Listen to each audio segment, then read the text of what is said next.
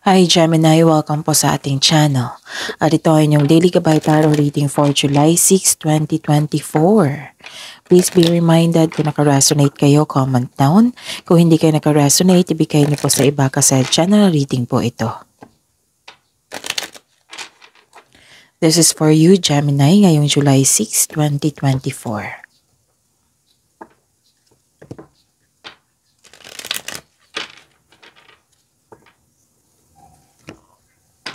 Gamitin ang reading na ito bilang gabay lamang.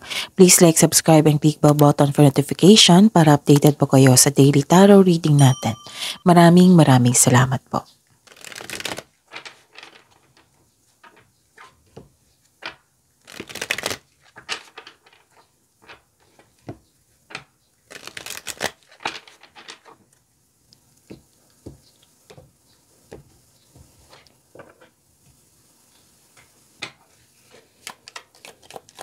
Spirits Guide, magaganap po ngayong July 6, 2024.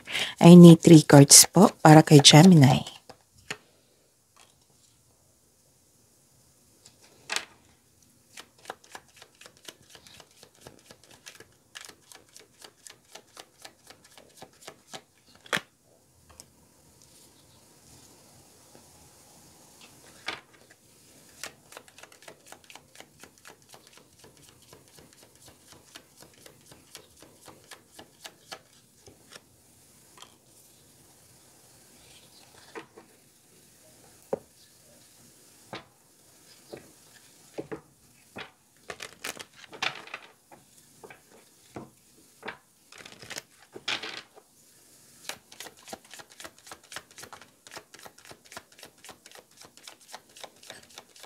Spirits Guide, message po para kay Gemini. Ngayong July 6, 2024, I need 2 cards po.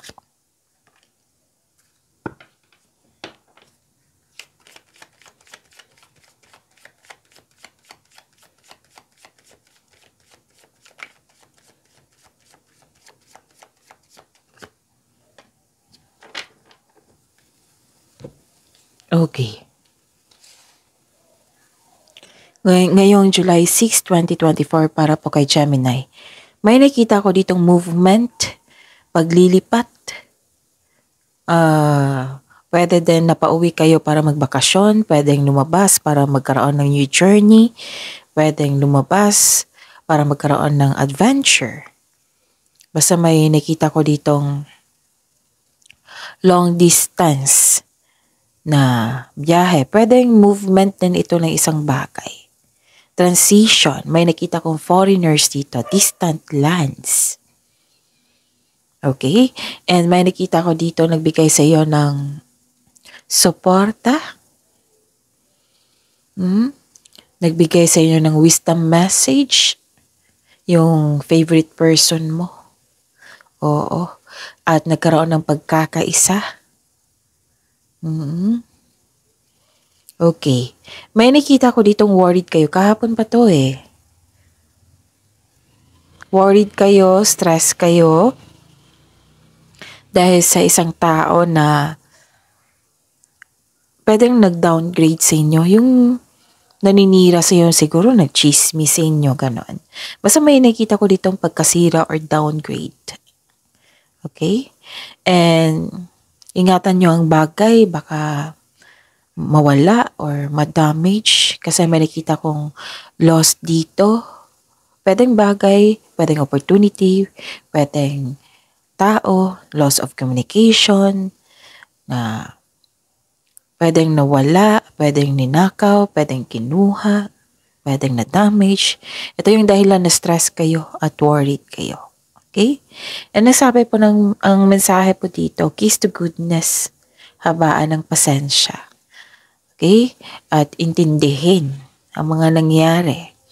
Tapos, make the best choices. Kailangan mong magdesisyon. Okay?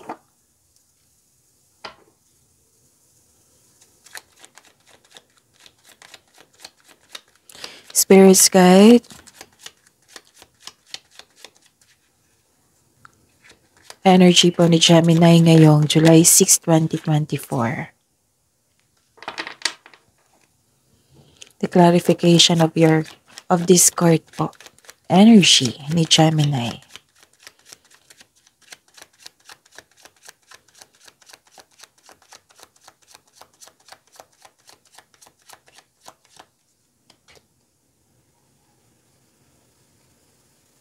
Okay. Daily reminder, baka makalimutan niyo po, Gemini. Okay? Kung napanood niyo ito ngayon July 6, panoorin niyo yung last 4 days daily Gabay Tarot reading. Whether weekly yan or monthly, basta panoorin niyo yung sunod-sunod na date. Like for example, July 6 na panood niyo ito, panoorin niyo July 5, 4, 3, 2. Tama ba? 5, 4, 3, 2. So, yun. Kahit weekly man yan, monthly, panoorin nyo. Kung may nakita or narinig kayo dito na repeating message, kailangan yung bigyan na ng atensyon. Kung maaari po, bigyan nyo po ng solusyon at aksyon. Okay? Tapos, yun, sa mga suki ko dito na laging humingi sa akin ng monthly Gabay Tarot reading, Gemini, open na po yung July 2024 monthly Gabay Tarot reading nyo po. So, PM me for schedule sa mga nagpa-reading sa akin ng 6 months gabay.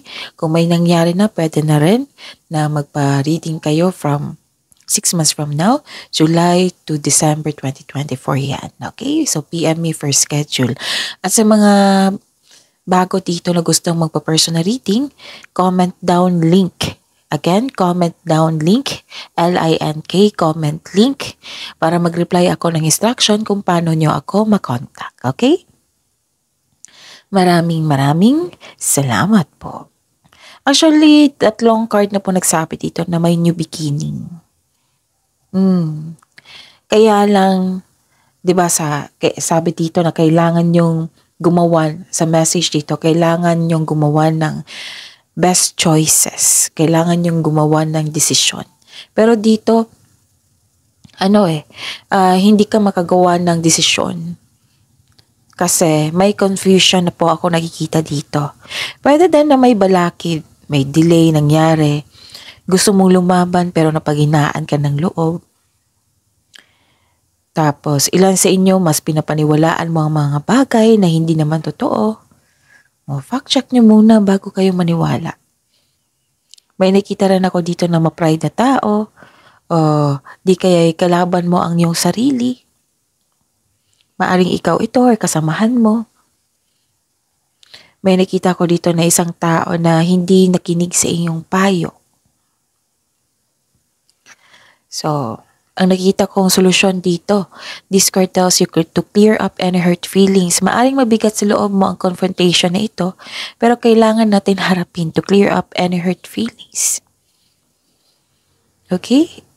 Kung kailangan ng adjustment, then go ahead. Basta mag-usap lang po. At magkasundo.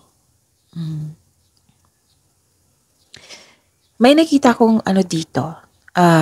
Kanina pa to transformation, 'di ba? 3 card na po nagsabi dito. Transformation. Parang nirelease mo yung emotion mo,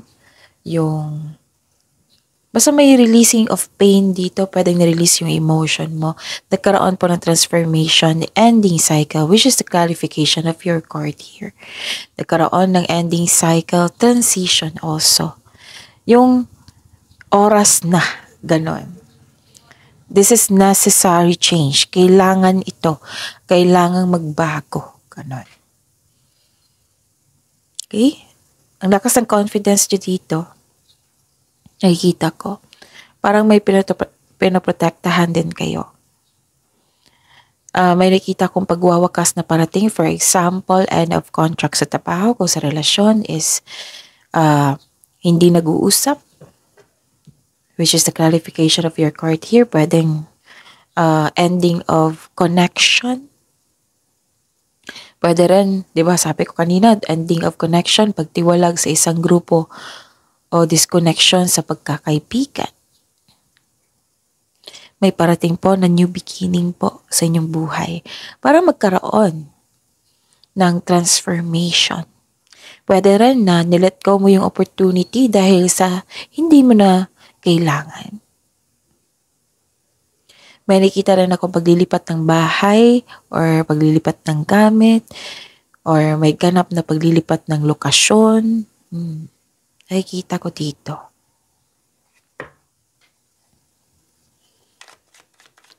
Spirit's Guide, Career and Money po ni Gemini ngayong July 6, 2024.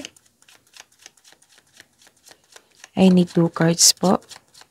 Sa mga gustong sa mga gustong yung focus yung career and money reading, may 2 video tayo na-upload nung Monday. That is your weekly Gabay Tarot reading, nakafocus sa career and money. Panoorin niyo. Last week, may career and money for July 2024. So, hanapin niyo po sa channel natin. Scroll down niyo lang po. Oh, ang ganda.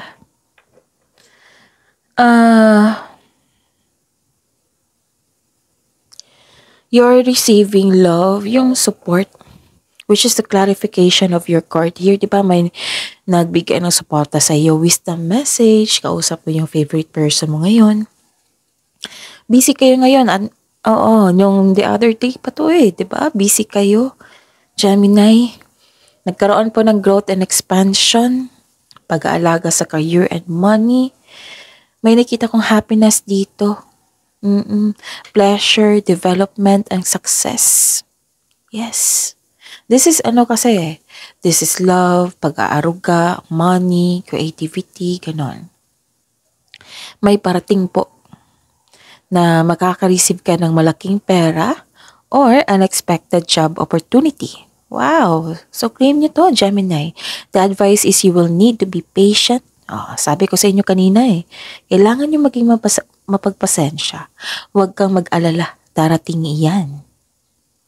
Okay? May pagbubungang mabuti na parating. Pwedeng pagbubunga ng isang bagay. This is also means abundance and success.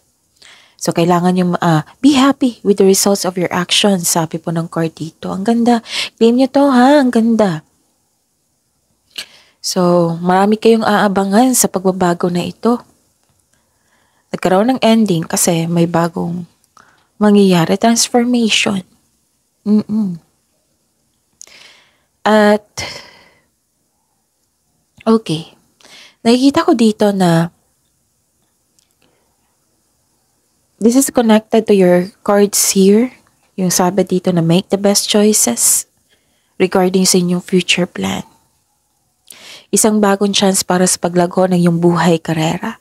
Kaya kumilos ka na kung sa tingin mo ay yung excited ka at huwag mag-alala kasi you are divinely guided. Nakatadhana to sa inyo. Some of you papasok sa isang kasosyo, sa negosyo o mamuhunan upang tulungan kang palakihin ang iyong mga idea at dalhin ang iyong mga plano sa susunod na antas. And listen to your intuition.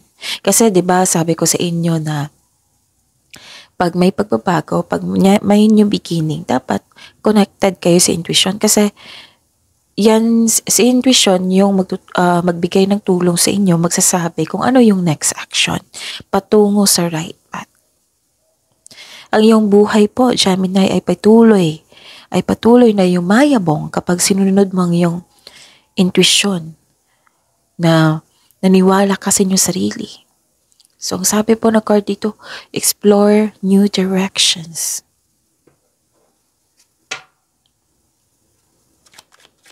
Spirit's Guide, Love Life, Self-Love, Partnership, and Romance sa Gemini ngayong July 6, 2024. I need 2 cards po. May lumabas dyan sa screen nyo po, bagong channel natin. Kung gusto nyong malaman kung valid ba yung feelings mo sa kanya, kung gusto nyong malaman kung ano yung gustong sabihin ng person mo, kung ano yung next action niya, kung kamusta na siya ngayon, kamusta na yung feelings niya, andun po sa bagong channel natin. That is daily, full reading ng love reading natin, okay? So, wag nyo lang kalimutan mag-subscribe. Huwag niyo kalimutan mag-subscribe at i-click yung bell notification para malaman niyo na may bagong upload tayo. Usually, after lunch or hapon, ma-upload. Okay. Okay. So, comment love link. Kung gusto niyo malaman ang link niya. Para isang click nyo na lang, i-click nyo yan, ma-view nyo na agad yung bagong channel. So, comment down love link, L-I-N-K. Okay? Kasi mag-reply ako niya ng link. Okay. May nakita ko ditong satisfaction and abundance. Wow. Sa mga single dito, may na-attract kang taong sobrang successful sa buhay at masaya at ready na itong sa seryosong relasyon. Ang ganda. Sa mga may relasyon sa buhay asawa, love and happiness overflow. Sobrang satisfied kayo sa relasyon nyo ngayon, kaya deserve nyo mag-relax at enjoy. Actually, okay. Some of you, okay. Your health is improving also. And you're welcoming overall feelings of happiness and joy. So this card is a signal of abundance in all areas of your life. You have overflowing abundance po. Thankful ka sa mga biyayang natanggap mo. Ang ganda.